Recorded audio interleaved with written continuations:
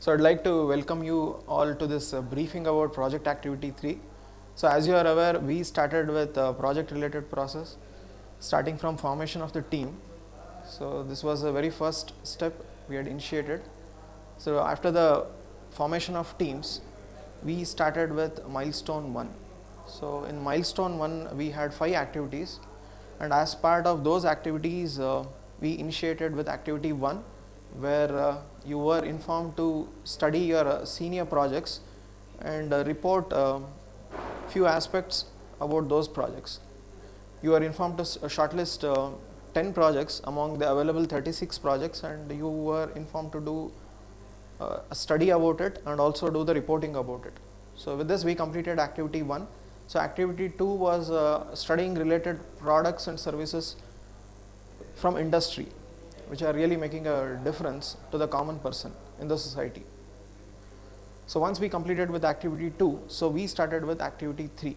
See, activity 3 is the one which informs you about the significance of project as a process in final year.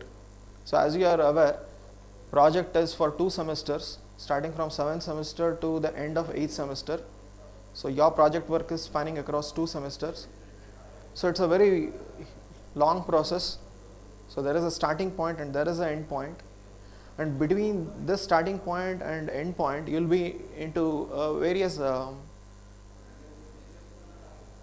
processing with respect to the project, and each and every process will ensure you acquire some skills relevant to the project, okay, which will also help you develop and sustain in the industry.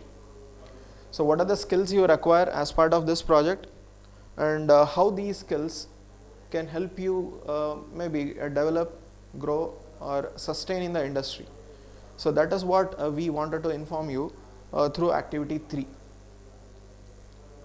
So as a whole, the fundamental objective of activity 3 is to give you information about the process that you will be following as part of the project and the skills that you will gain out of it. So what are the skills you will acquire through the project? So those skills have been identified and it has been listed under 2 sections. So in the activity 3 guidelines and instructions that I had announced, you can see 2 sections. Section 1 is talking about cognitive skills. Okay. Section 2 is talking about the affective and psychomotor skills. Now what is a cognitive skill? See, cognitive skill is your thinking skill, your skill of analyzing, your skill of synthesizing the information. Now is it part of the project? Yes, definitely. So you will have to develop and use these skills as part of your final year academic project. So I have given you a few subsections like 1.1, where you will be briefing about, you are informed about problem analysis. Okay, so how exactly you need to do the analysis of the problem that you have identified. So what are the sources you will be utilizing.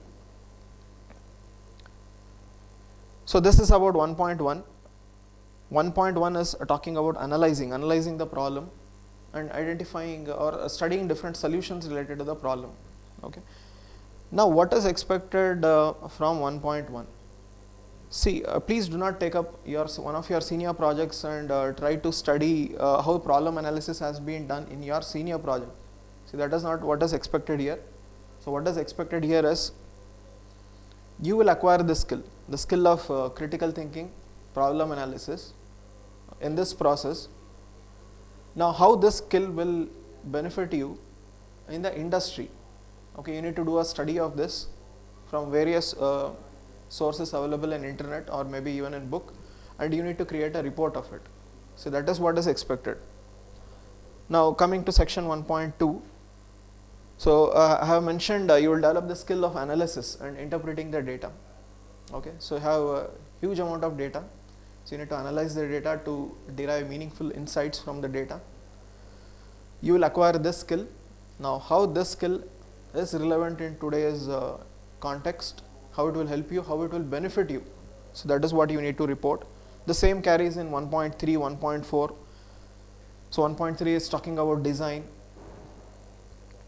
So if you are really involved in the project, you can develop design thinking, tool usage, synthesis of information. See, what I exactly have given in section 1 is the outcomes, what skills you will gain from the cognitive domain. Okay. So to summarize, it is analysis, interpretation, and synthesis of information. Okay. So these are the skills you will obtain, and how these skills will help you or benefit you after you complete with your engineering and start with your professional career. See, please write it in general terms. Okay. Do not become specific to one single project. See, that will be done in activity 4 and 5. Okay, you will narrow down to one specific project and you will go into the details of it. Okay, so that is not expected in activity 3. Please do not take up one single project, and please do not start generating the report for activity 3. Activity 3 is very general. Okay, take up a skill, for example, cognitive skill, the skill of analysis. Please mention how the skill of analyzing a problem can help you in industry to sustain, to grow, to develop yourself. Okay.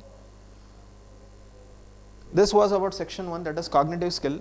Next, coming to section 2. Okay. So section 2 is talking about affective and psychomotor skill. It is not a direct technical skill. Okay. So these are the skills which is like an add-on, value addition. So value addition to your cognitive skill. Okay. So with these skills plus cognitive skill, you can perform effectively in your job. So what are the affective and psychomotor skills you will develop have been listed in section 2. Okay, starting from, so collaboration, so flexibility, teamwork. Okay. So as you are aware, you will be solving the problem working in a team. Okay. So how these skills can help you once again grow in your career. So that is what you need to document in your report. So the bottom line here is activity 3 is all about the skills you will be obtaining in the project as a process. Okay. So this process is starting from 7th semester and it will end by the end of 8th semester. So almost 1 year duration, and in this duration is a process. You will acquire many skills. Okay. And these skills are very much relevant in today's context. These skills are very much relevant in industry. How? So that is what you need to study and do a report. Okay. Now, as I had mentioned, the report should be of 30 pages. A few students had queries regarding that. So should it be exactly 30 pages? Need not be. Okay. So, but it should be voluminous. It should be informative. It should be with sufficient detailing. So that is what I would like to mention. The second question that many of the students were asking was regarding, is it one report from the team or is it that each individual student should generate a report? So the answer to this question was very clearly given in the document, but still I would like to repeat it. So it is individual report. Okay. So each and every student will be generating a report with respect to activity 3.